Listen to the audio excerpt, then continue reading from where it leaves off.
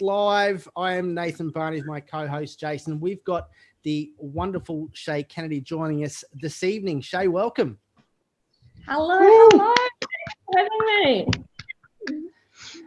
me. Look, let's dive right into it, Shay. I've got a few questions out the gate, but for those of us that haven't yet heard of you, do you mind telling us a quick little rundown? Who is it you help, how you helped them, and I guess what it is you do to help? Beautiful.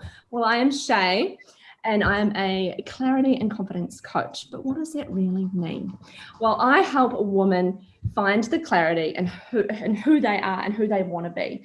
And I empower them with confidence to be able to step out and live the life that they choose to live. And what woman doesn't want that, right? Amen. Yeah, 100%. So Shay, let's put Jason on the spot here. He doesn't know much about this. We were discussing beforehand. We're going to throw you two truths and a lie, Jason, just out the gate. So, two truths and a lie for Shay. Shay has traveled to over 60 countries. That's 60. Shay was born in New Zealand, and Shay was taken hostage and held at gunpoint. Go.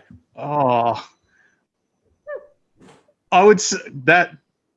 So normally when there's something that sounds so crazy, that there's a reason that's in there. Like, I reckon what was the first thing you said? Yeah, right. Shay's traveled to over 60 countries.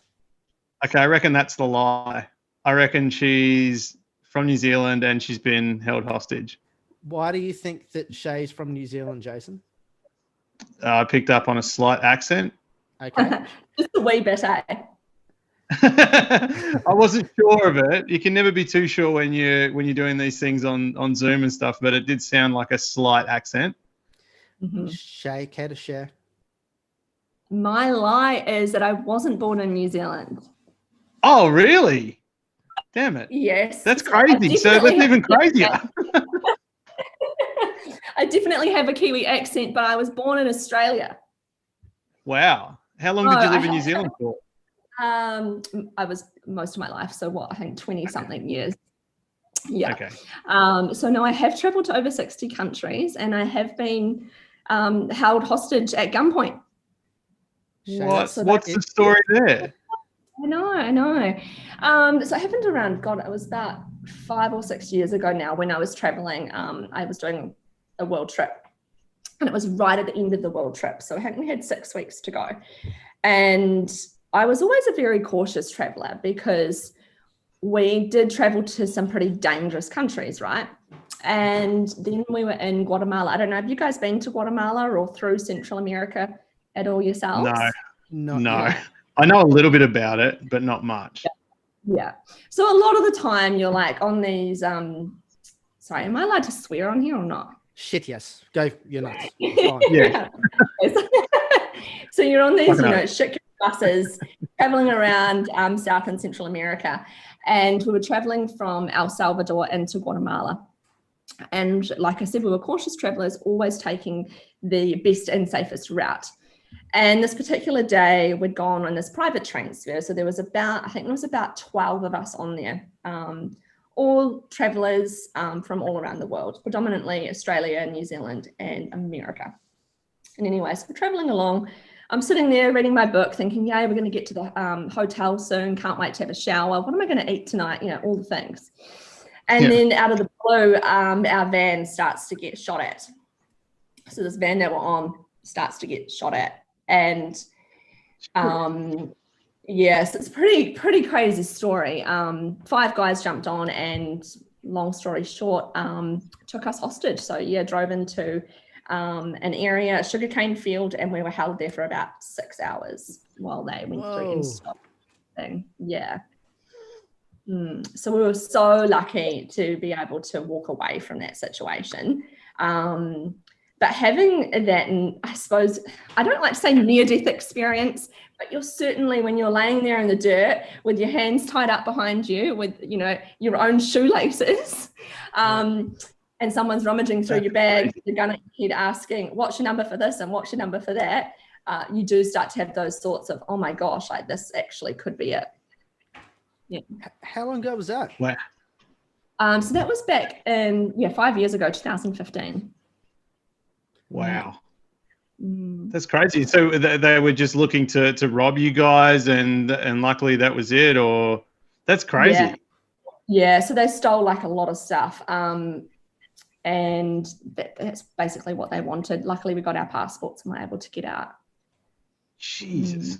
And I think the moral of the story there though is what we did, a lot of friends and family wanted us to come home straight away, Yeah. But the person that I am, I wouldn't give in to somebody else that has taken something like that away from me. Like I'm all about living your life and, do what you want to do. And so absolutely we got back on that bike and rode it. And so we continued to travel through Central America. And I think if we had have come home at that point, it's not in a sense of they would have won, but it's in a sense of we were doing something that we'd wanted to do for so long, and we were traveling the world, and who doesn't want to experience that? And I think if we came home, you then have those fears. It's like when you fall off a bike or you have a car accident. If you don't get back on the bike or you get back in the car and start driving again, you're always going to continue to have that fear, and you're anchoring that fear in. So by going ahead and doing it and continuing on with our travels, it really cemented in the fact that we can do this, and it has not stopped me from traveling, obviously. Far out. I can't say that. I don't think that I would have been able to do what you did. I would have, I think that would have been an excuse for me to never leave Australia again, and probably just stay local for the rest of my life. That's incredible. I think in those situations, though, right, we don't know how we're going to react in them. And when they happen, you react fairly differently than you think you may. Yeah, okay. Yeah, wow. I was not expecting that. Well, what an interesting start to the podcast. Right? You guys stitched me up properly. Love that. Shay, you mentioned anchoring, which obviously ties into NLP, which you are well known for. So we'll touch on that in a minute. But let's fill the audience in, because I was very intrigued by your story. Your story is one of the more interesting ones that I've come across. So maybe do you want to take us back, I guess, and fill us in a little bit about your background and how you came to be in the position you are right now? Yeah, well, I feel so fortunate and grateful to be in the position I am in right now. So I have spent the last over a decade working in corporate, predominantly finance and then in software. And then I had been living in Melbourne, Australia for the last few years, but in Australia in general, the last decade as well. And recently, as of, when was it, end of last year, start of this year, I had decided, I'm so sick of this rat race. Take me back to New Zealand, take me back to the home country. And I actually got a job out there working for an international company. And it was, again, in corporate sales, going to be traveling around the world, taking care of one of their brands. And funnily enough, I moved out there. So I shipped everything across from Australia to New Zealand to get ready for this role. And then COVID strikes. So what do you think happens? They gave you a promotion. They gave me a promotion. They absolutely did. I love that. They absolutely did. So after 2 weeks of being in the role, this was back in March, I was made redundant. And I tell you what, when it happened, literally it was like the most, I can breathe, like it was a weight lifted off my shoulders. Because for so long, I had been wanting to leave my cushy corporate job and step into business.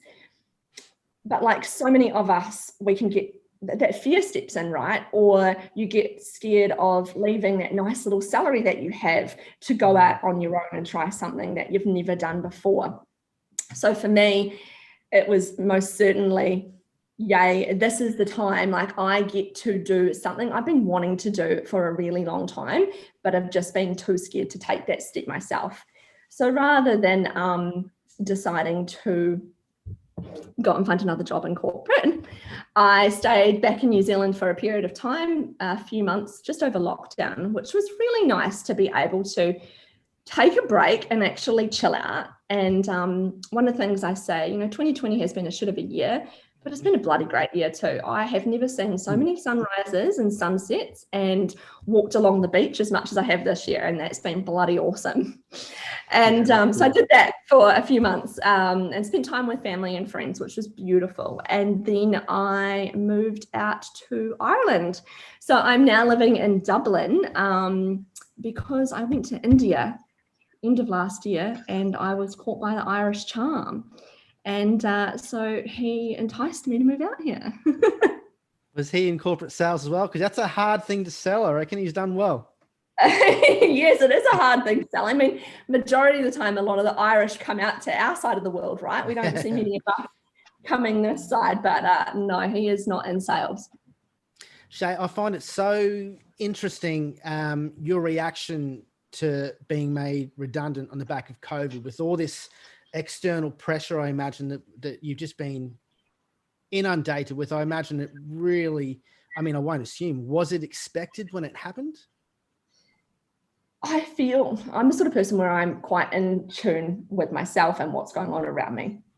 And I had that feeling of, even in myself, when I had arrived in New Zealand, started this role, this is not where I want to be.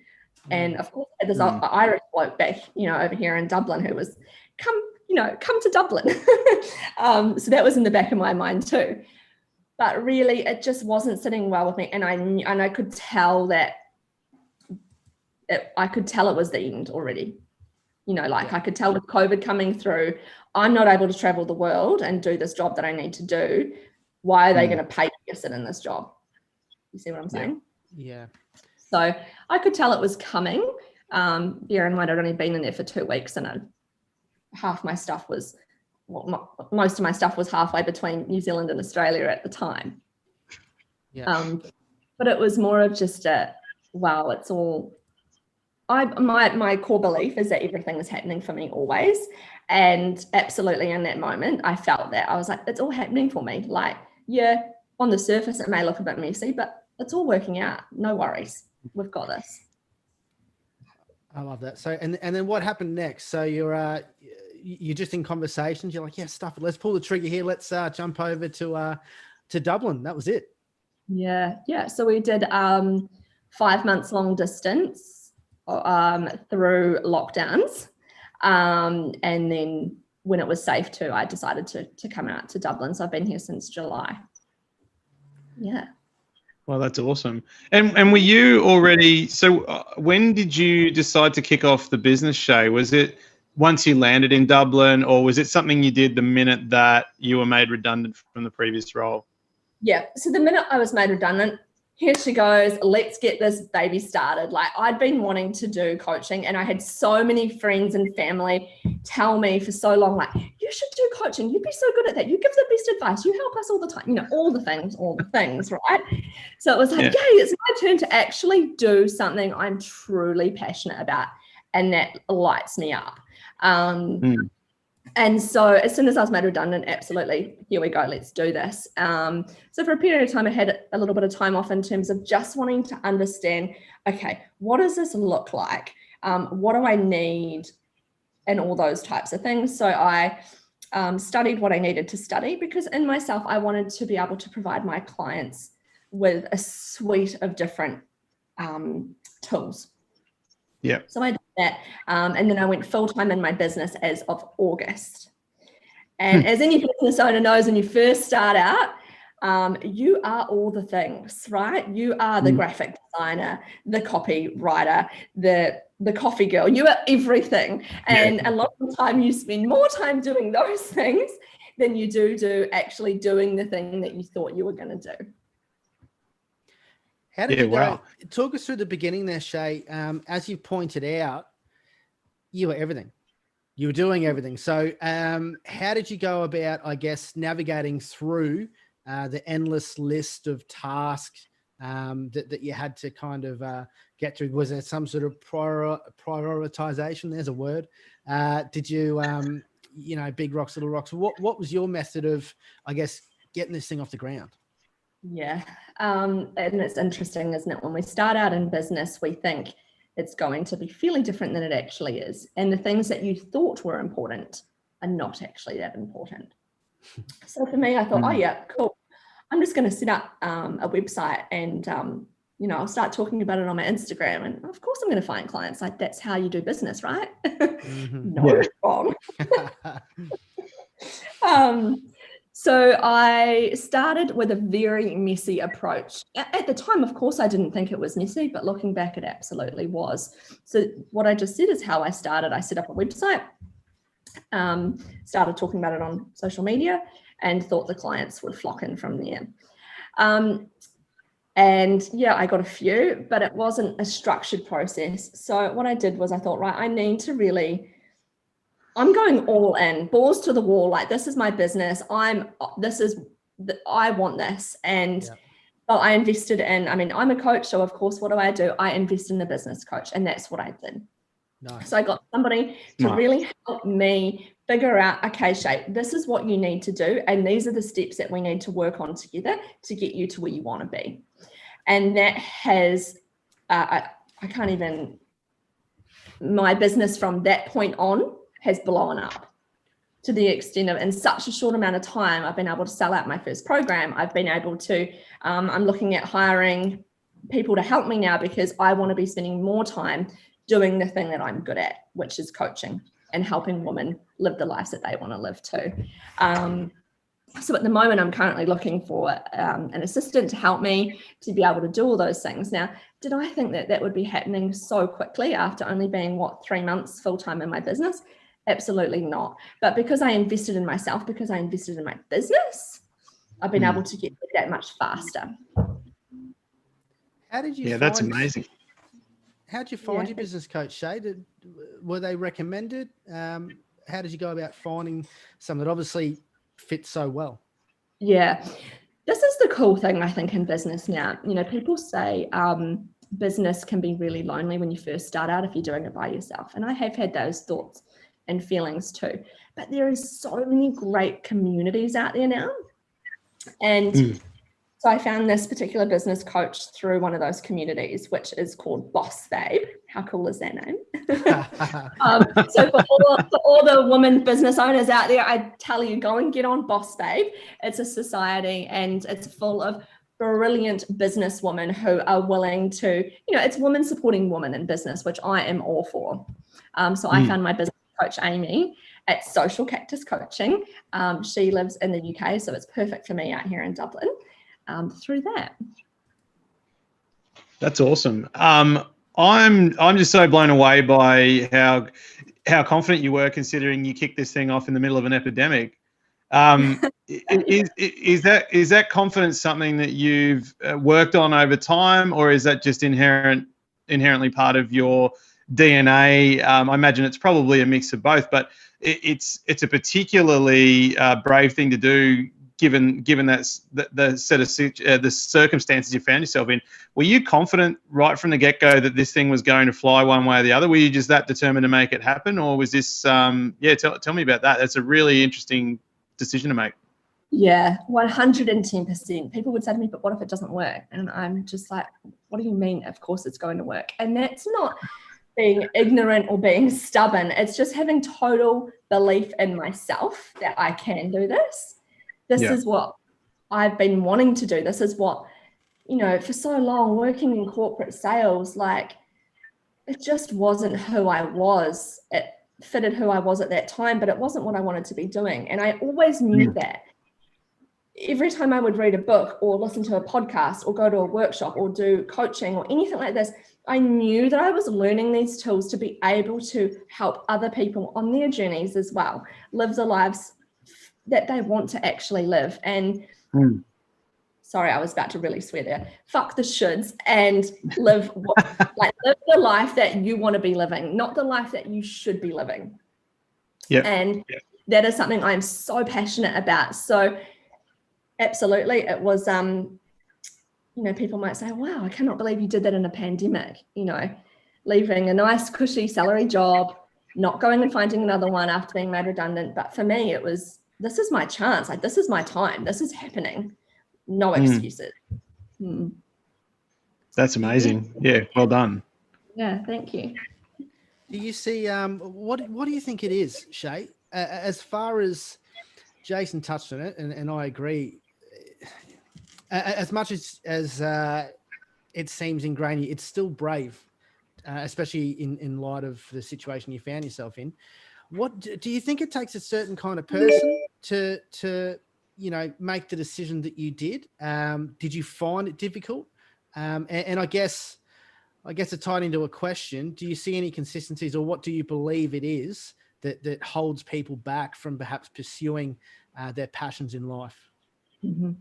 Yeah, I think for me, to begin with, like I said before, it was determination. This is my dream. This is what I want to do, and I'm all in on it. Absolutely, I did have confidence in walking in, and I had that belief in myself. And I really see this through coaching. A lot of us can really struggle with having that belief in ourselves, because for so long we've been told we're not good enough, or you can't do the thing, or whatever it is that we've been told. And then we believe that, and then we create stories to fit that story. Where for me, I had done a lot of work on myself personally. So I had the beliefs in myself. I didn't have that self-doubt anymore that I maybe once did. So I was totally and 100% ready to step out in my own business and be able to do this, and have the confidence to be able to do that. Also, when you step out and you do the thing that you've been wanting to do, it again anchors in that you can do it. And so business is hard, and you've got to get back up, and you've got to, shake yourself off and get back up. And you haven't got anyone on the sideline telling you you're doing a great job, because you're the person that's got to say that to yourself, right? Yeah. So it's building that resilience. And I think when you're doing the thing that you've been wanting to do, you continue to create more confidence. You get on that momentum. You prove to yourself, shit, yeah, I can do this. Yeah. How amazing am I? I've been wanting to do this, and I'm freaking doing it. How cool is that? Shay, that's awesome. Sorry, Jace, jump in, mate.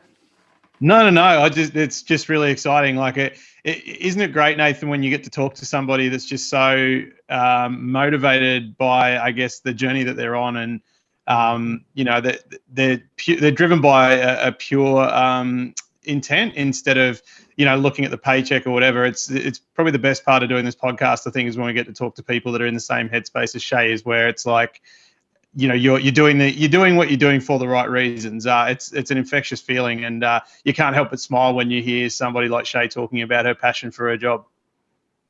Yeah, amen. Thank you.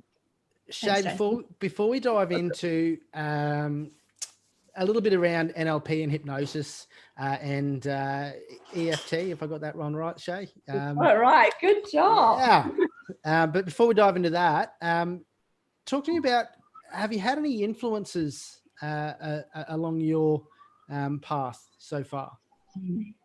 So it's interesting. When I think about this, I think, I'm, like I said before, I'm all for supporting women and women supporting women. And I think there's so many amazing women showing other women what can be done.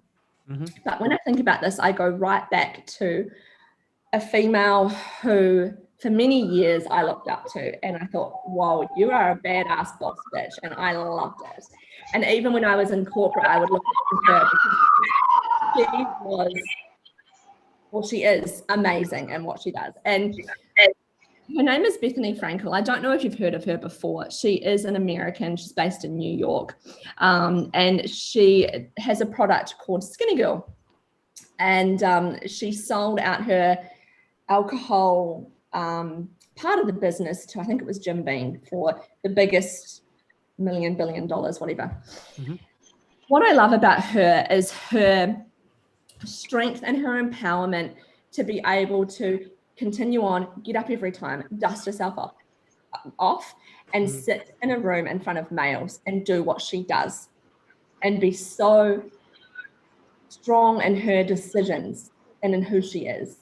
And I always looked up to her in terms of her business and how she created this mega empire, but also how she carried herself as well. And I really looked up to her even when I was in corporate, and I thought, okay, how can I sort of model off what some of the things that she does to help me in my business, which at the time was in corporate and can be quite male dominated. Yep. I love it. And so for those of our audience wanting to dive into a little bit about her, is she on the socials? Is she on YouTube? Social? What's the best way? Oh, she is on Instagram, right? Everyone's on Insta. If it's not on Insta, did it even happen? But yeah, exactly right. Shay, let's dive into some of the tools that you use. This is exciting for myself. NLP, I think probably the most famous person that uses NLP that I think of is probably Tony Robbins. I'm sure there are a handful of others around there that do a great job as well. But as we touched on beforehand, you yourself use successfully NLP along with hypnosis and EFT. So do you want to dive into some of that for some of our audience who doesn't quite know or have their heads around those subjects yet? Of course. Look, NLP is something that I believe we should all have a basis of knowledge around. I actually learnt my first introduction to NLP was many years ago when I was working in corporate sales, because NLP is also the basis of language and how we talk, right? Mm-hmm.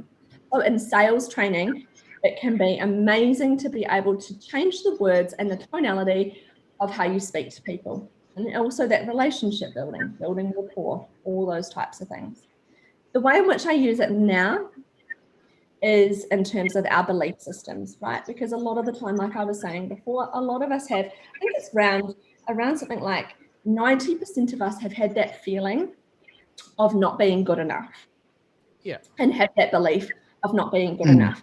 Now, if you've got that belief of not being good enough, that's not just going to show up in one area of your world. That's going to show up in every area of your world. Your relationships, money, career, friendships, everything and anything. Because if you have that belief and feeling in you that you're not good enough, that's how you're going to step out to the world, right? So with NLP, we're able to change those belief systems fairly quickly. And that's how I introduce NLP into my coaching. Hypnotherapy. Have you guys experienced hypnotherapy at all before? No, I'm keen to give it a go, but no, I haven't. How about you? No, I've heard that a way doesn't mean it was the way, but a way that it was described to myself was it's a method of deep relaxation in a way, but you do need to be open to the idea of hypnosis, if that makes sense. 100%, yeah. And a lot of us can, like, I know even for myself, when I first heard of hypnotherapy and started to look into it more, like for me it was, what? Is it those TV shows, you know, like people quacking like a duck, like acting like a dog on stage? What is it? But the more I got into it, the more I started to love it and understand it. And now obviously I'm a practitioner in hypnotherapy. And what it allows us to do is, you're absolutely right, Nathan, it gets us into that relaxation state. So it allows us to talk to your subconscious mind. And of course, with the two minds that we have, our conscious mind, which only runs 0.05% of our minds, and our conscious mind is 99.5%. Hypnotherapy works really well because it allows us to talk to the subconscious mind. So for example, if you want to, let me break it down this way. If you say, I mean, you guys exercise? Do you get up in the morning and exercise, or? Not enough, but yeah, I'd like to more, but yeah. Exactly right. So you'd like to more, right? And so if we say to ourselves, right, I'm going to get up at 6 a.m. every morning and I'm going to go for a run, that's us using our willpower. We have to actively and consciously do that, right? Yeah. With the power of hypnotherapy, because we're talking to the subconscious mind, we're able to install these, I suppose you could call them programs. Yeah. So that it's your imagination that's running for you. So instead of, I have to get up at 6 a.m. to go for a run, you automatically wake up. I'm getting up at 6 a.m. I know running's good for me. And you get up and go for the run. Because your conscious mind is working for you 24/7, and you're tasking it through hypnotherapy to be able to give you those good feelings, those good images to continue on with the tasks that you want to do, i.e. running at 6 a.m. You touched on programs. Have you heard of a gentleman called, I believe his name's Bruce Lipton? No. He's renowned for, it's just interesting you use that terminology. He's renowned for, and what he does is helps people by rewriting the programs that they have in their subconscious mind. So I think, I don't know much about him, but it sounds like it may definitely tie into whether it's NLP or whether it's hypnosis. But yeah, interesting. They all sort of cross over. Go, Jace. Sorry, Shay, I missed that. I was just saying they all sort of, cross over together whenever we're talking with the subconscious mind, like you were saying, the rewriting programs, hypnotherapy, NLP, it all sort of comes together quite nicely. Sorry, Jason, you go ahead. No, you're right. Do you ever find it difficult to get someone into a position where they're open to the idea of hypnotherapy, and is that one of the key challenges with a treatment like that, or do you find that it's just a matter of, I guess, the way that you do what you do? Yeah. So I'm quite selective with the woman that I work with. And the reason for that is because when you come to a coach, I'm not here to fix you. I'm here to help you, and I'm here to empower you and for you to be able to find the answers in yourself, right? And if you're not ready and willing to do the work and invest in yourself, then it's not worth committing to a journey like this. So when I'm working with a client, absolutely, they are 100% all in. And hypnotherapy is one of those things that we can keep installing those types of things. And the good thing with hypnotherapy is the way in which I work it with my sessions is that we don't only do it live, but I record it so that they can listen to it as many times as they want to listen to it as well. And their own time. Cool. Yeah. Shay, how did you even start all of this? How did you get to learn about NLP and hypnosis and all the sorts?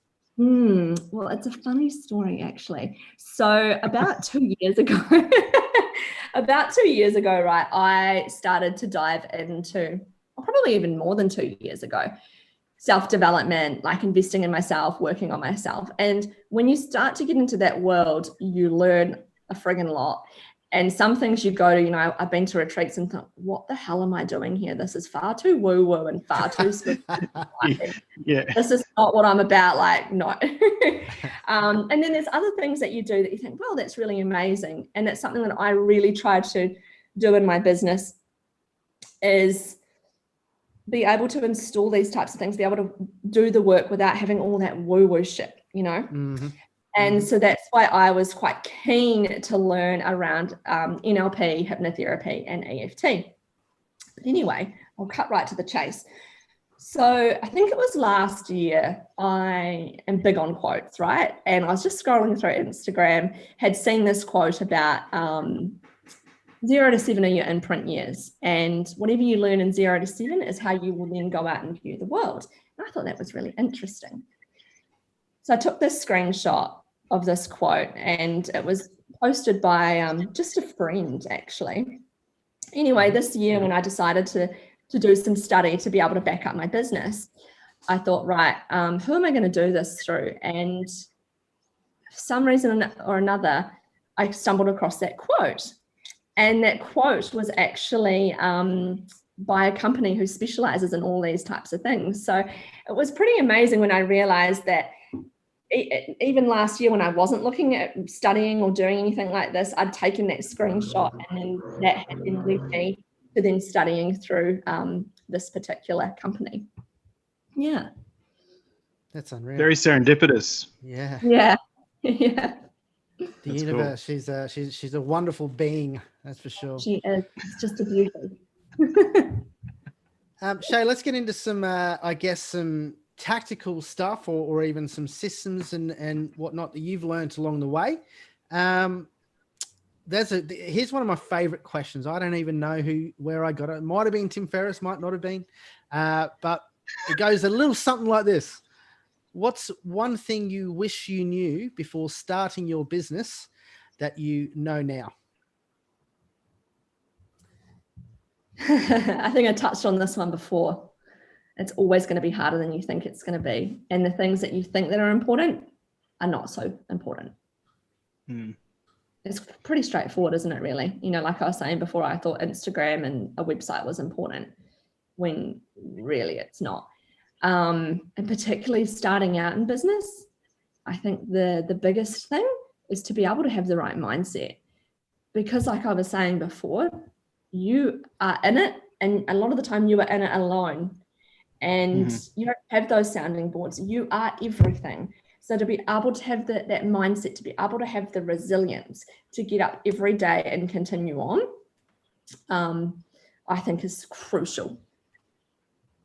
Yeah, that's a really good point, Shay. And I guess it would have been important for you to have, I guess, a pretty strong routine in place before you even kicked this thing off, because you would have known in your heart of hearts that there were gonna be moments where you felt like you'd been, knocked down and had to climb and scramble your way back up. So how did you prepare yourself for this great adventure that you're on and this big venture into starting your own business?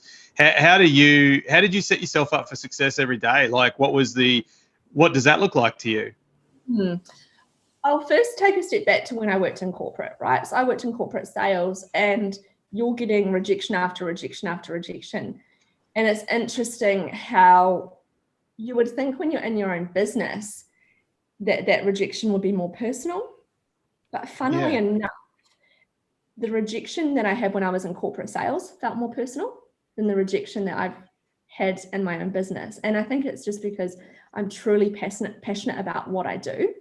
And there's just no stopping me. Like, if you don't want to work together, absolutely, that's totally fine. I totally hear you. But I know that there's plenty of other people. I don't live in that scarcity mindset. Do you see what I'm saying? Yeah. Yes, 100%. Yeah. So in terms of, I'm big on morning routines. I think it's so important to just take out that golden hour for yourself, if you can, to really have time to invest in yourself.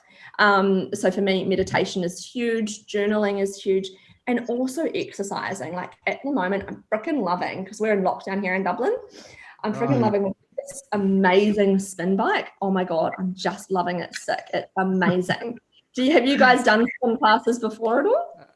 No, I've got a couple of friends that are very keen cyclists and also do spin classes, but no, I haven't personally. Yeah. I was petrified, Shay, when I heard the content was spin. I thought, no way. No.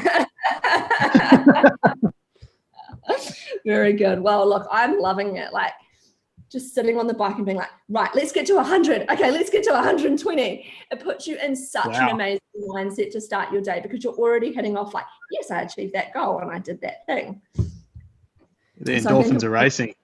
Yes, exactly. So I think morning routine is absolutely crucial, just to carve out that little bit of time, if you can, to be able to invest in yourself before you step out and serve others. Yeah, absolutely. And I guess this is actually a question from before, but I'll ask it because I just think timing might be right anyway. But tell me about your first real client. Like, I know you said that you found clients pretty quickly, but they weren't. It sounds like they maybe weren't right fit, or you were still figuring out a few kinks or whatever. But tell me about that first client onboarding moment where you had somebody that you vetted the right way. You had a clear idea in mind of who your ideal client was, and then you finally get that person and you both agree to terms. How did that feel? What did it look like? I mean, that must have been amazing. And I mean, it doesn't sound like you needed a hell of a lot of validation, but it must have been a great feeling to go, oh shit, this great idea that I had, that I believed in 100%, is now real, and I've got a client now that I cannot wait to work with. Yeah. So the way in which I work my business now, which I didn't when I first started. When I first started, I was sort of just doing one-off sessions with clients, which I've moved away from, because if you really want to make change, it needs to be on something regular for a period of time, and really nice to be able to see the journey my clients go on. So it would have been when one of my girls signed up to my first program, which we're in the 4th week of it now. It's a 6-week program, and that sold out. And when I got that notification on my phone that somebody had filled in, there's a questionnaire, right? Because I'm selective with who I work with. So someone had gone online, filled in the questionnaire, and I read it through and I was like, oh my gosh, it's happening. It's all happening. And got on the phone with her, and I knew straight away, like, even as soon as I got the notification, I'm like, yay, I'm already welcoming her to the group. Like, this is happening. And then when we got on the call and she's saying all these things, and I get really excited when I hear these girls talk about, I want this and I want to do this, but this is what's holding me back. And you think, I can help you with all of that. You can live the life and do all those things that you've been wanting to do, and I can help you with that. And of course, I actually signed up straight away. And that's one thing I've consistently found as well. Whenever, because of the vetting process that I do, I don't, like I said, I'm selective with who I work with. So as soon as I filled in an application, I know that we're going to work together if they've said the right things, right? And I can see on there that they clearly want these things, and they are so ready to be able to invest in themselves to do that. But yeah, that day, like literally, I was doing a happy dance, jumping around the house saying, yay, like this is actually, I mean, I knew it was going to work, but this shit's actually working. Like, it's happening. And that's awesome. And also just on that, like, one of the things I love, and I get those messages on the rig about, wow, this shit works. Like, this is amazing. From my clients. So. So good. Yeah. It's funny you mentioned that vetting process of yours. One of the lessons I learned recently, Jason, which you're actually aware of, is just to you've got to filter out those problem clients, and a problem client looks a million different ways to a million different people. But if they're not a good fit, or they're pressing in certain things, then, you know, there's no money in the world that's going to be worth the while, I think, in that one. So that was one of my lessons of late. 100%. It's so important. You know, sometimes, and I've had people, I actually got this question yesterday. Oh, but like, what if things were slow? Would you just take on that client? Yeah. Absolutely not. Absolutely not. Yeah. It's not worth my time, and it's not worth their time. Yeah, you've got to stick to your guns, I think, at that point. Like, if you start diluting your process and making exceptions, well, then that's when things can snowball really badly, and you end up with, you know, I've seen it with other businesses that I've worked with over the years, where they end up with just a bunch of bad apples, and it's not good for them. It's definitely not good for the client either. You know, like, I firmly believe that if you're in business, you can keep searching, or if you're looking for a particular service, you can keep searching until you find someone that is going to be the right fit for your particular need right there and right now.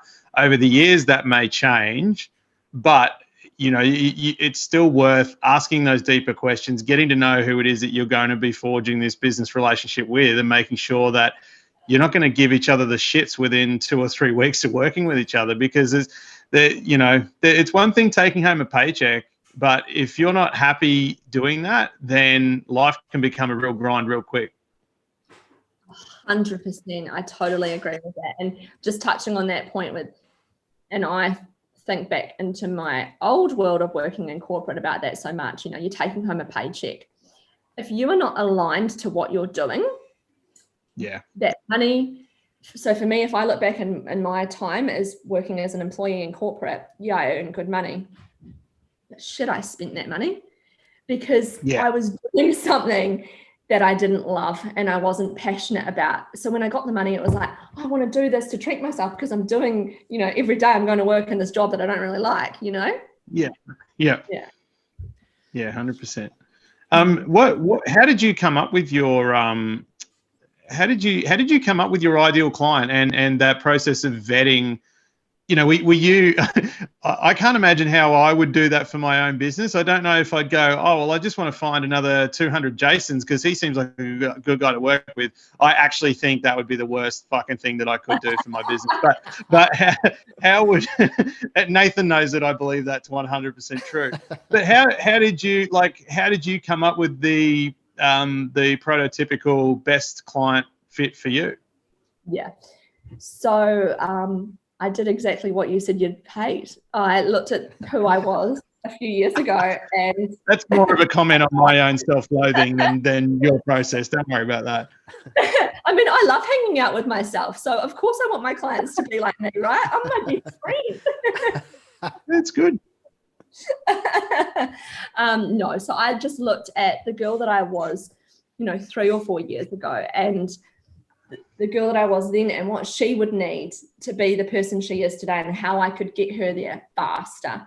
And that's how I built my ideal client. I think for business owners, though, it's important to know and understand that it's okay for that to change all the time in terms of your ideal client.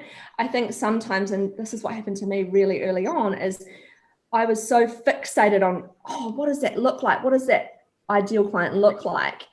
I spent so much time trying to niche down on that rather than just letting that naturally occur and then being able to change it, because it's a moving feast. It's continuously changing, and that's okay. Yeah.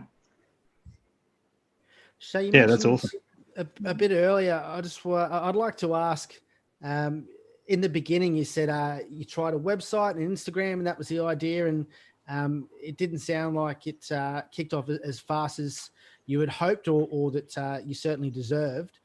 So what did you kind of tweak in those beginning stages to I guess, grow your awareness and start to bring on the clients that you work with today? Yeah.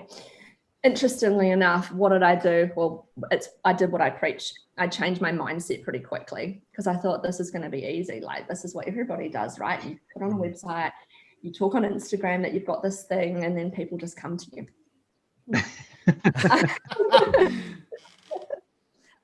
I literally think, though, that's sometimes what people think. Well, I certainly thought that, that's what we see. 100%. Yeah. So I changed my mindset. I let go of some of these beliefs, because I thought, like, I don't want to annoy people, or, all those types of things. It's kind of like, I'm not annoying people. And if I am annoying you, that's on you. It's not on me, because literally all I want to do is help people and help women live the lives that they choose to live. So I did a lot of mindset work pretty quickly. And then oh my gosh, like I said, I invested in a coach and just took on all these learnings. It was like a little sponge.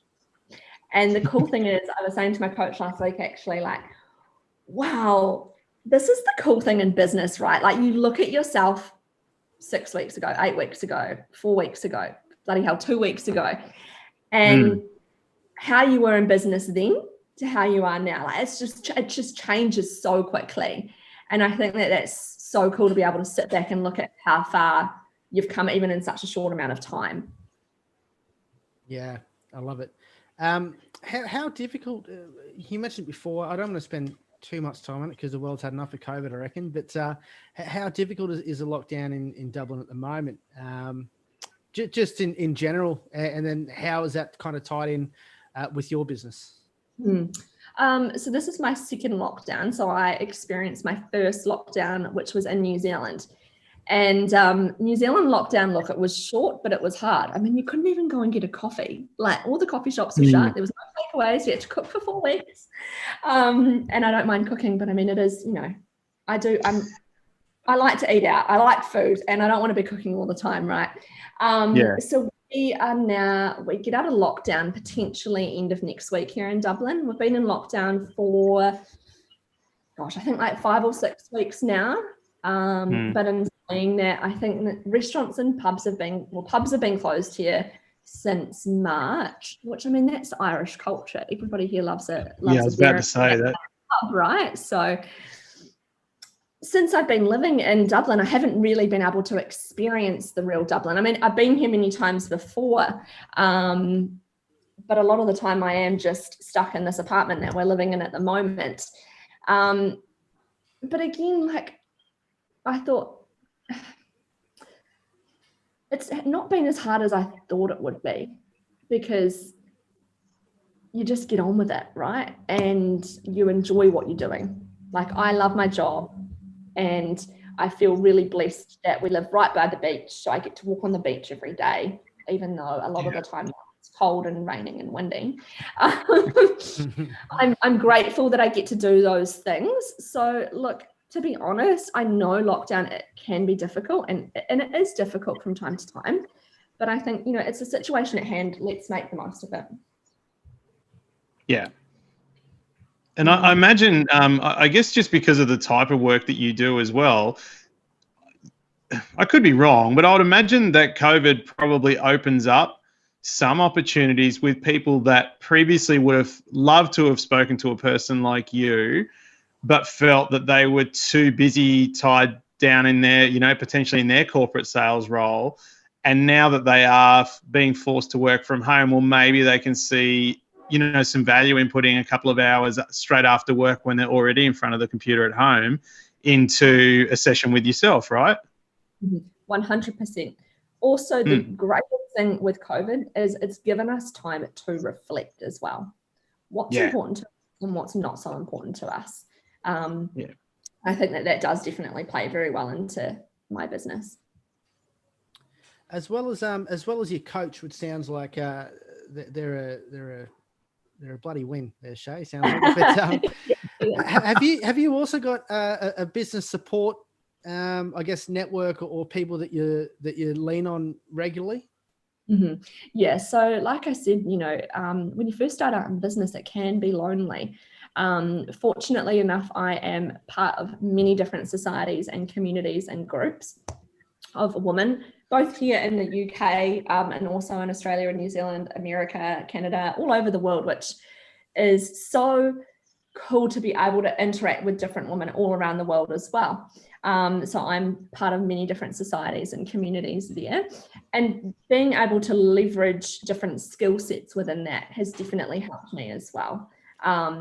So I think that that's a real tip or key when you're first starting out in business, or not even when you're first starting out, being in business, invest in different communities to be able to build out your skill set and learn from others as well, right? Just what do you mean by leverage different skill sets? Let's just explore that for a minute. Yeah. So for example, at the moment, like I said before, I'm looking to hire a virtual assistant. And one of the groups I'm in, she is actually a coach to virtual assistants, right? So that then allows me to, that opens up a whole world of virtual assistants I can look at. Or another girl in the group is, in this particular group, she does things with processes and automations and things like that, which when you're busy, you definitely need help with that. So I'm able to leverage her skill set and, okay, cool. So I need to automate this, this, and this, and it's going to make my day, it's going to give me an extra hour back in my day to be able to do this, this, and this. Beautiful. Maybe automation, maybe not. What are some software or programs that you use that you couldn't live without now that you're aware of them? Oh, you know what? I thought I was quite techie, being that my background, is software and sales and software. I actually found out I'm not. Like, oh my gosh, there's like an app for everything, and there is so much choice, isn't there? Like, yeah, amazing apps, but just so much choice. So I keep it really basic. My favorite tool, of course, would have to be Canva. Yeah. I think we can't live without Canva, right? So Canva, and then later, which I use for social media posts and things. And then just keeping it really basic, which is the Google Suite, Google Docs. Like I live off those basically. I've tried other platforms like Asana and project platforms like that, but I'm pretty, I'm a bit of a basic bitch when it comes to software products. You and me both, mate. You and me both. Actually, I love Stripe for payment platform. Oh, Stripe. right. Yep. Did you ever run into? It's so interesting you said it. Did you ever run into any difficulties with PayPal? Did you start with PayPal, or were you straight to? Went straight to, like, I knew these are the platforms I wanted to use. I wanted to use Squarespace for a website and for bookings. Yeah. And I wanted to use Stripe for payments. So I knew that straight away. So I didn't go into PayPal or anything like that. Stripe is amazing. Have you guys used it? No, I don't have my own business yet, Shay, but I think from all reports, I won't say that actually, but yeah, I've heard Stripe's very good. I think it's by Irishman too. Just putting that in there. Very good. Hey Shay, I've got a couple of questions for you. Not so much around software, but I'm really intrigued by your decision to sort of focus on working with women in particular, and sort of sticking to that portion of the market. I think it's fantastic. What I'm interested about though is in your dealings with that portion of the market that you've decided to focus on.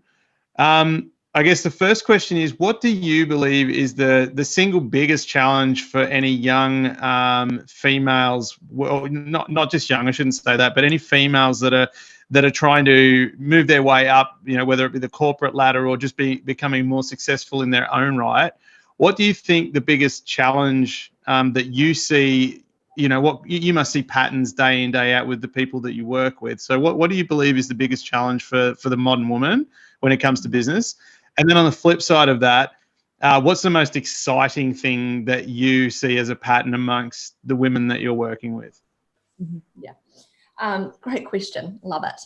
So if there's one theme that I have seen through all of my clients that I've worked with, which is quite a few now, like we're talking probably close to 20, which is pretty big in such a short amount of time. Each one of those girls in one form or another have struggled with self-doubt and confidence.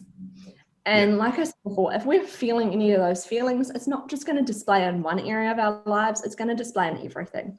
So if you're feeling that self-doubt, or if you're not feeling confident, particularly in a corporate world as well, because it can be bloody ruthless, that's going to play out and subconsciously in ways that you wouldn't even realize. Does that answer that side of that question? Yeah. And I mean, just so that I'm clear, I guess a lot of people talk about that kind of stuff as being imposter syndrome and those kind of feelings where you just, even the stuff that you've worked so hard to be a part of, and you found yourself in a position that you've aspired to be in for many, many years, you get there and then feel like you don't deserve it. 100%, yeah. And it's about stepping into that identity of the person that you want to be, right? So if you want to be that kick-ass, badass corporate woman, you step into that identity and you are her, rather than think, if we're always saying, I want to be this person and I want to do these things, you're removing yourself from that. If you step into that version of who you want to be and you step into that identity, you already are. So it's changing those mindset, that mindset.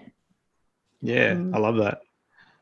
And I guess the second part of my question, what's the most exciting thing that you see out there amongst the many powerful women that you're working with day in, day out? Yeah. Yourself included, obviously. Yeah, absolutely. It is a woman, actually, so even if I look at myself, I have come leaps and bounds from the girl that I used to be. And seeing myself today and seeing my clients, their confidence that just rolls out of them, and getting messages of, oh my gosh, I can't believe this is actually happening for me. This shit is working. I'm doing these things that I've been wanting forever, and I'm actually getting them. What the fuck? That just lights me up. A woman stepping out and doing what they want to be doing, Yeah. Great answer. That's awesome.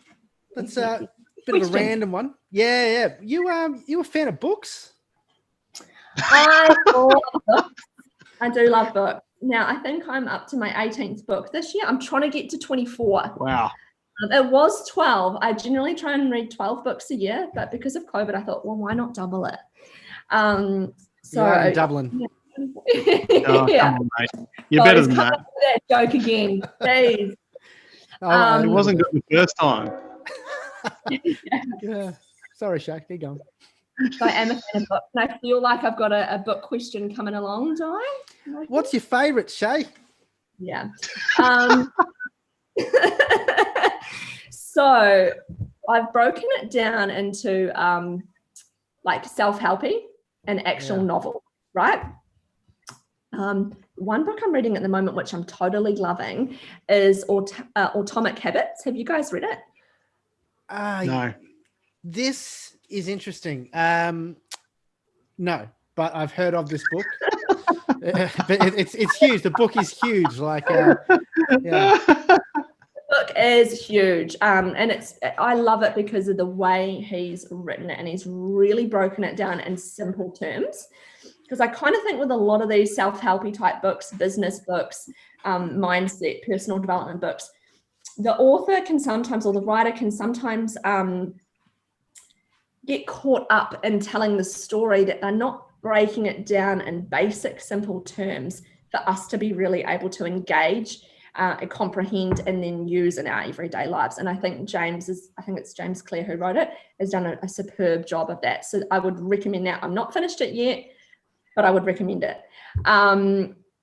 Another book I would recommend now, look, this goes with is it a precursor? Is that or a warning? Yeah, love it. Yeah. I love this it's book. Much like what this podcast should start with. We might actually bring that in. Yeah.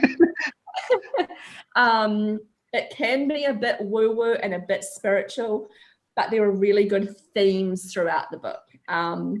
And it's called You Can Heal Your Life by Louise Hayes. I don't know if either of you have heard of that book before. No. I'd potentially, but I'm not 100%. Tell us about it. So it's by Louise Hayes, and it is a book that talks you through affirmations, mindset, belief in yourself. Again, like I said, it can get a little bit woo-woo and a bit spiritual, but there are some really good themes throughout the book. So I think if you go in with that precursor, then you'll be right. And then lastly, the novel. So this is one of my favorite books, which I read last year whilst I was on holiday in the Philippines. And I think I read it in a day. And it is called Eleanor Oliphant is Completely Fine. Have you heard of it? No, that one I have not. No, but I love the name of it. It's a bit of a mouthful. So like I said, it's a novel, but the book was written by, I think it was a Scottish author, and she'd read in the newspaper, she'd read this article about this woman who had been suffering loneliness, and she would go to work in the week from Monday to Friday, and then on the weekends, she wouldn't have any interaction and she wouldn't speak to anybody. So her only social contact was through work. And the book, I loved how it displayed loneliness, because I think, and especially this year, loneliness is such a huge topic. And it's not just about, we can feel loneliness, not just when we're alone, but sometimes you can feel even more lonely when you're in a crowd of people. Yeah. Right. And so this book really depicts some of those stories, some of that story. And I loved it. I recommend it. I love that. Yeah, that sounds really good. I'll definitely look into that. Yeah. Well, there's 3 books for you. I was going to say those as far as, and I think I align myself with your kind of line of thinking, as far as I love to try and extract as much practical advice that I can implement in my own life, especially with some sort of self-help books. So just on that narrative, those first 2 books you mentioned, Atomic Habits and How to Heal Your Life, I guess what were some of your favorite takeaways from them? With Atomic Habits, like I was saying, just the way he chunked things down so easily to be able to consume it. Specifically talking about, when you set a goal, and I do a lot of this in coaching with my clients, but when we set a goal and we say, right, I want to run a marathon, it's quite a large goal if you've never run before, right? Yeah. Mm-hmm. So the way in which James is able to break it down into, well, if you want to do that, you start by implementing that habit every day. It's like when you say you want to lose weight, you're not just going to run for a month and then expect to lose weight. You've got to continue that habit. And then obviously with mindset, that plays into it hugely as well. So I just loved the way he broke it down into these sort of micro chunks to be able to do things. One biggest takeaway from Louise Hay, You Can Heal Your Life. there was a guy, she was talking about one of her clients, and he got a promotion or a job or something like this. And he just kept saying, I can't believe I got this job. I can't believe it's happened. I can't believe that I've got all this money now. And then do you know what happened? He lost it. He lost his job. Yeah, correct. No. And do you know why he lost his job? Because he was saying, I can't believe, right? Mm-hmm. And so just the way in which we talk to ourselves is so important. That's what I took away from that book. Yeah. Self-talk is such an interesting, I guess, subject. And it really ties in, you'd know much more, obviously, Shay, you can correct me when I'm wrong. But in the idea of even the three of them, EFT, NLP, and hypnosis, but especially tying into NLP and the power of the human brain and its capabilities and how it actually shapes our own universe simply by the words that we use, I find absolutely fascinating. Yeah, me too. Like, of course, I mean, that's what I live and breathe every day now, but I just find it absolutely fascinating. Like, by what we say and what we think, how it creates our world and how powerful our minds are, you know. There's a question for you. What's the most outrageous example of manifestation that you've encountered yourself? Oh, that's a cracking question, Nathan. I love this topic. Actually, I've got a free manifestation workshop happening next Tuesday. If any ladies out there want to come and join, you're more than welcome. How do they join that, Shay? Do you want to send them to the right place? Yeah, just head to my Instagram, shaylee.kennedycoaching.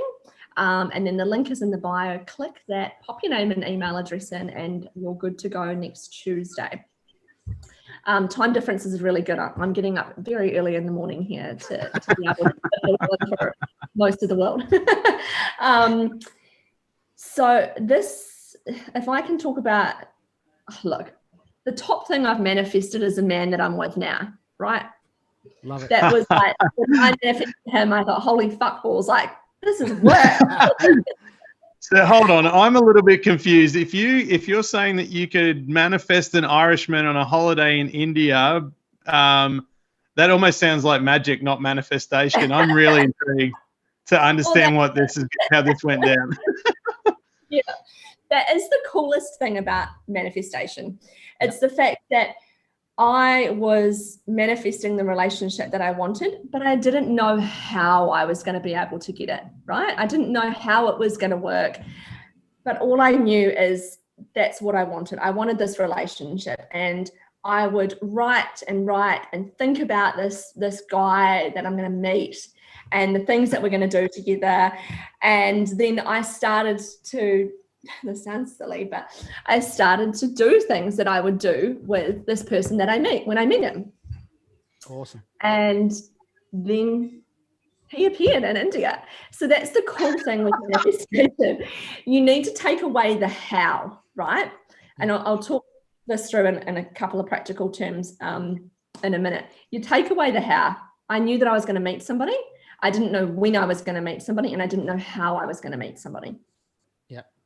But yeah, I think that was manifesting him, and I've manifested a lot of things. That was one of the big ones, which was like, wow, I'm fucking magic. Does he realize that he was, that he had no power over that decision? Like, is he comfortable with that? He goes, well, I didn't feel anything though. Like, it didn't make me feel like magic or anything. Like, I just went to India because I had a couple of weeks off work. I love it. Yeah, very, very good story. But in terms of, this year alone, I've manifested, thousands and thousands and thousands of dollars.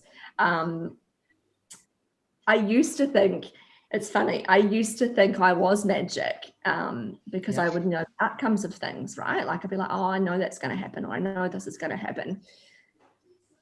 But all along, I was actually manifesting that, because that's how manifestation works. We can manifest good and we can manifest bad. We're always manifesting. Again, it goes back to what we believe and how we talk to ourselves and all those things. This is I hesitated asking this question, but I'm going to throw it out there. Did you or have you ever, I guess, delved in the subject or idea of witchcraft along your travels? Not really, no. Like, and I'm very conscious in this industry, it can be woo-woo and witchy.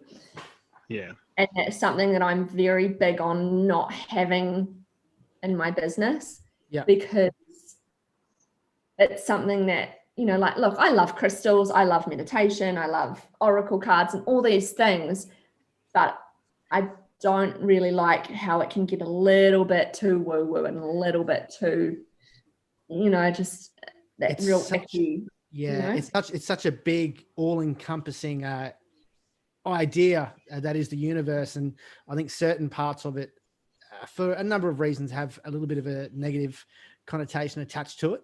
Exactly. Oracle cards I find fascinating. My wife is a fan of them, Yeah. but not for the idea that they can tell the future.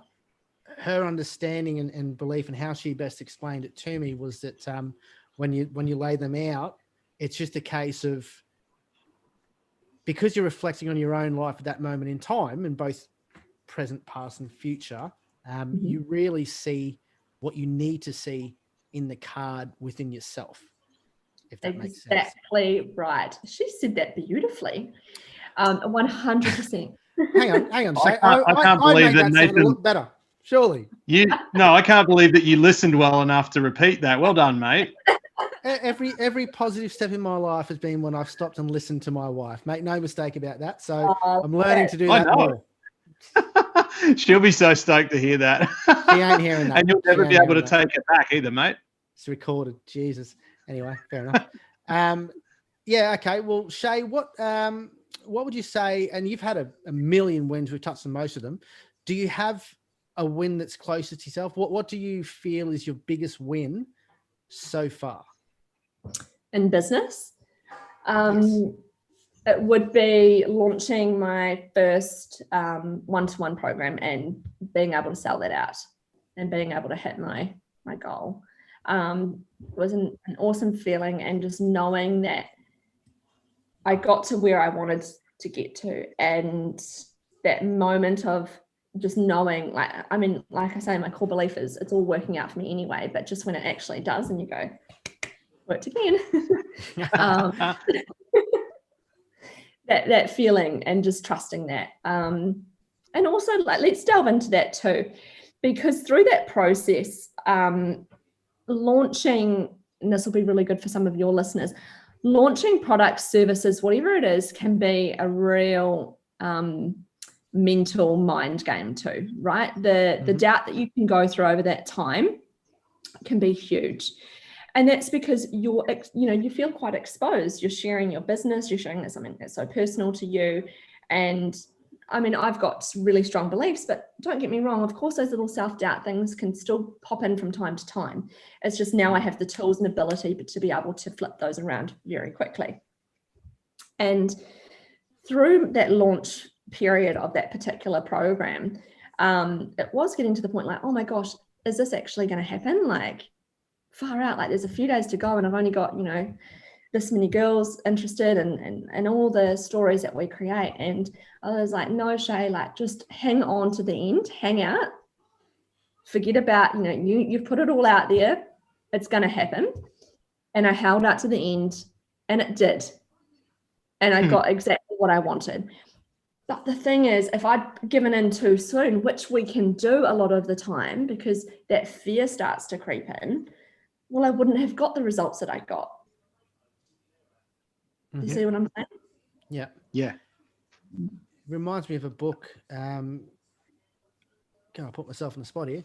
The Alchemist by Paulo Coelho. Is that who you wrote it? One of my favorite books. You can read it in about an hour almost, maybe a bit longer, but ties in perfectly to what you were just describing. Absolutely. Yeah. Jason, have you got any questions that you feel we've missed, or you usually keep one or two up your sleeve there? Look, the only thing that I keep thinking this whole podcast is Shay, have you got plans to start your own podcast? Well, and look, I'm only saying that because, you know, I know how much you value community, and how instrumental it's been to your business, and, you know, not only your business moving forward, but even it sounds to me like you've been able to lean on a lot of those communities that you're a part of to, you know, to get the tools that you need and the connections that you need, no doubt. I think that, you know, a podcast would be a great outlet for somebody like you with so much to share. And I guess the challenge could be trying not to overshare and give away all of your IP for free. But I mean, if you're able to offer snippets of value in bite-sized chunks, it's a pretty compelling testimonial for why someone would want to work with you, I'd imagine. Has that crossed your mind? Yeah, it has, absolutely. I love a good potty. I actually have a podcast with my sister. Awesome. Yeah, we don't do it anymore. It just got a bit difficult when I left Melbourne. It was only about 8 or 9 episodes. It was very short, but it was a lot of fun to do together. Yeah. I have thought about doing a podcast with this business, and it's not something I've put off the table, but it's not something I'm going to be focusing on in the next few months, maybe towards the end of next year.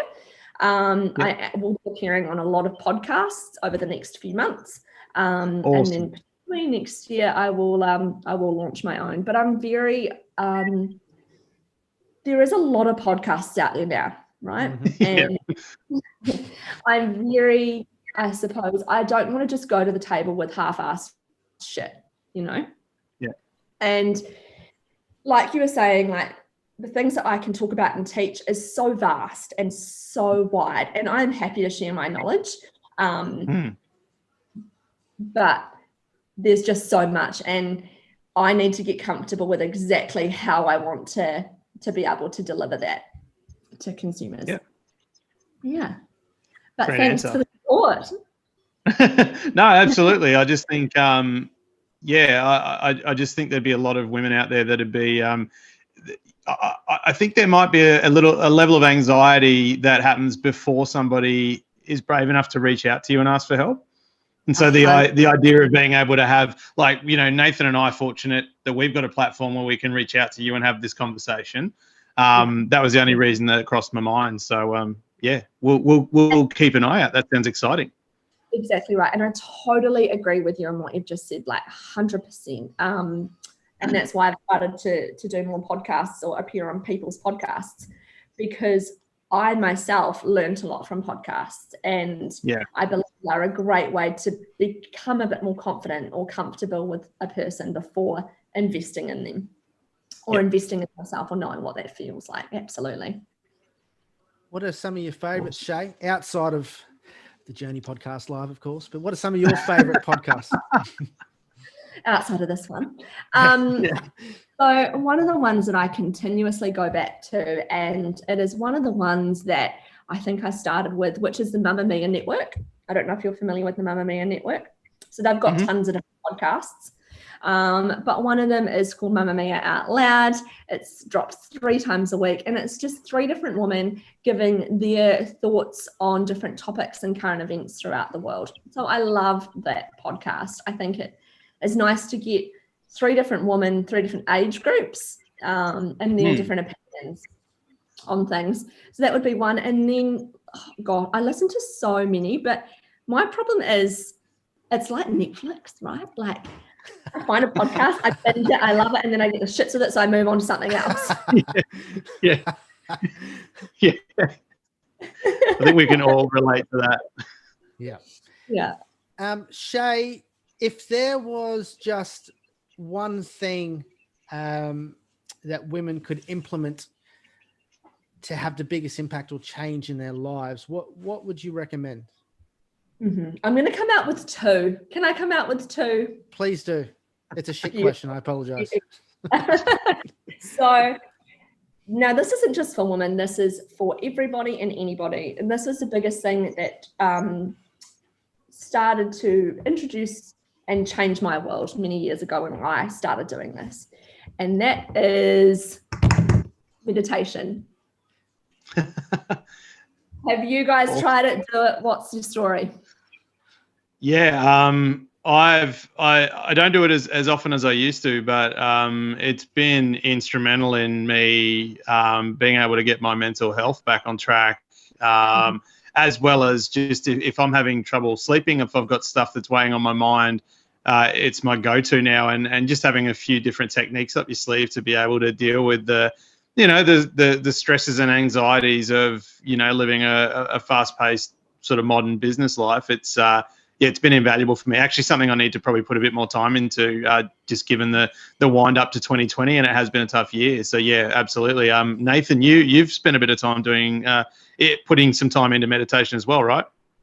Yeah. I think isn't it funny how everything just ties in to one, like nutrition, fitness, meditation, sleep. Everyone's looking for this biohack to try and get as much out of their body and life and day that they can, or at least I am. And I guess, when I was really firing and felt that I was at my best, I was going to the gym every day. I was meditating twice a day, only for 10 minutes. My nutrition was on song. So, cold showers in the morning. So whenever I have the most of those in alignment, it's definitely when I seem to be firing on all cylinders. But of late, I guess I haven't prioritized, and it's definitely fallen by the wayside. So it slides in and out of fashion with myself. But yeah, definitely a big fan, and I'd love to have it, more consistent in my day to day. Absolutely, and just on that point, isn't it interesting how we know that it's good for us, but it's sometimes one of the first things to go if we get busy. Yeah. Yeah. And I always say, because a lot of clients or people that come to me will say, oh, but I can't meditate. I find it too hard, or I don't know how to. And meditation doesn't have to be this big thing, like this big daunting thing. It can just be putting on like a nice relaxing song that makes you feel relaxed, closing down your eyes and just breathing. Or it can just be sitting there in silence and breathing. It's just allowing you stillness to be able to reflect and actually gain clarity within your own mind. Because, how many times a day are we on our screens or, busy? And how many times a day do we actually give ourselves the time to just relax and be present and in that moment of relaxation? So meditation, 100% is one of my top tips. And journaling. Have you guys journaled at all? No. We're working. A handful at work are working with a book called. What's it bloody called? It's tied into a novel. The novel itself is called Habits of Highly Successful People, and the journal is called something else, which is a great name. I think it's like the highly habits. I'll look it up anyway. Shay, take over. Yeah. Very good. We're going to have to look out for that book that we don't know the name of. Great tip. So look, I love a good journal session, and I think it allows us again to gain clarity by taking that time to just write out, spill it all out on paper, not have to think about what you're saying, but just write it. And by writing stuff out rather than typing it, by actually writing stuff out and physically doing that action, what it's allowing us to do is move that energy out of our body. So whatever we're feeling, we're moving it out onto paper. So I would recommend a good journal session along with the meditation. High performance planner, Shay. High performance planner. That's is that what it's called? That's all right. It's called, yeah. Get onto that one. Good job. Yeah, thank you very much. Brought to you by Google, I believe, Nathan. That wasn't your own short-term memory. No, that was definitely Google. I rely on Google far too much. But Shay, is there anything that we may have missed or that you'd like to highlight? No, just thank you guys. It was such a great chat, and I hope your listeners got something from it. I know I got a lot from it just talking to you guys and sharing tips and tricks and book ideas. That's Shay, awesome. Can I ask one last question, Nathan? Is that all right, mate? You're asking me. Don't ever ask me that again. That's ridiculous. Of course you can. Shay, I think it would be remiss of me not to ask this question. Your focus is primarily on helping women achieve what they want to achieve. If any of our male listeners are out there listening to this and, potentially their girlfriend, partner, wife, whatever, is staring down the barrel of starting their own business or maybe just needing some help to become, a better version of themselves, how would you recommend the male in the relationship might encourage them to meet or speak with someone like yourself? It would be a pretty touchy subject, I would imagine, if it's not handled the right way. In terms of the how the male feels, or how? No, I don't really care how he feels at this point in time. No. More about if like, say for argument's sake, if my partner was embarking on a new business venture, and I stumbled across this podcast and saw some potential value in what you do, how would I frame an introduction to yourself and your services to the woman in my life that I think might be worth introducing to you? Love the question. I just got lost in the woods with that question, but I've got it now. Yeah, so we're all probably the way that I framed it. I'm sorry. So that's why you asked me. You can ask it anyway. Well, you guys what's the word I'm looking for? Somebody doesn't speak English, and then somebody else needs to translate. Interpreter. Yes. Yeah, translator. There you go. Look, get in touch with me. My Instagram is Shay.Kennedy Coaching. DM me. I'm more than happy to chat, send voice notes, whatever, or head to my website and check me out. But again, I'm always happy to chat to women who, even if it is just a brief 20-minute chat, who want some quick clarity on, hey, Shay, I'm feeling this way, but this, and this. And I can say, right, well, this, and this would be great for you, or I would recommend this, and this. So always open and willing to be able to have a chat with all and any woman. Awesome. Perfect answer. Perfect question, Jason. Well done. Shay, look, just one more time for especially our women fans. Hi, Mum. She watches the show. Can you tell us, Mumsy's a gem. She's a gem. Can you just tell us? I've heard a lot about her, so she is. She's a lovely.